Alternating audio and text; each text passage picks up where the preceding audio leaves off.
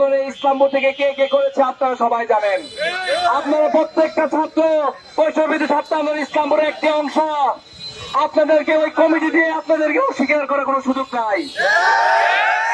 বিগত কয়েকদিন যাবৎ ইসলামপুরের যে অস্থিতিশীল পরিস্থিতি চেষ্টা করছে, তার বিরুদ্ধে আজকে আমাদের প্রতিবাদ সমাবেশ। আপনারা যে নিজ জায়গা থেকে আসছেন, আপনাদেরকে ধন্যবাদ দিয়ে আমি ছোট করবো না। আপনারা হচ্ছেন এই বাংলাদেশের ভবিষ্যৎ। এই বাংলাদেশে আগামী বাংলাদেশ কেমন হবে আপনারা নির্ধারণ করবেন। কিছু সমন্বয় কত বেশি, তারা কোথায় আন্দোলন করেছে তা আমরা জানি না, আপনারা জানেন না। তার জন্য আজকে আমাদের মিছিল সমাবেশ। কতিপয় সমন্বয় দেখা দিয়েছে বা 4 তারিখের পর থেকে মনে করেন কিছু লোক রাজপথে নেমে সমন্বয়ের দাবি করছে এবং কি সমন্বয় কমিটিতে ঢুকে এই জায়গায় মনে করেন এক ধরনের বাণিজ্য করার চেষ্টা করছে। ইসলামপুরের ছাত্র জনতা 17 তারিখ থেকেই মাঠে ছিলাম, মাঠে আছি এবং আগামী দিনেও থাকবো।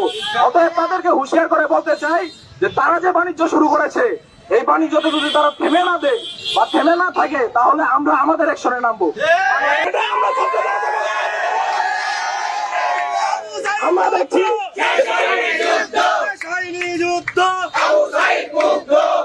আমরা দেখছি তারা আওয়ামী লীগের রাজনীতিতে পুনর্বাসন করছেন।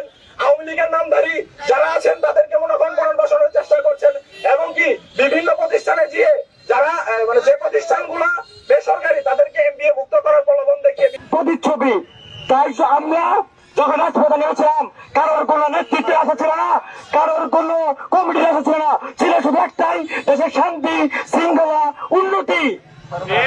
এই দেশে জুলাই আগস্টের বহুর রক্ত ও রাজপথে সংগ্রামের মাধ্যমে ফ্যাসিস্ট হাসিনাকে দেশ থেকে বিতাড়িত করেছি।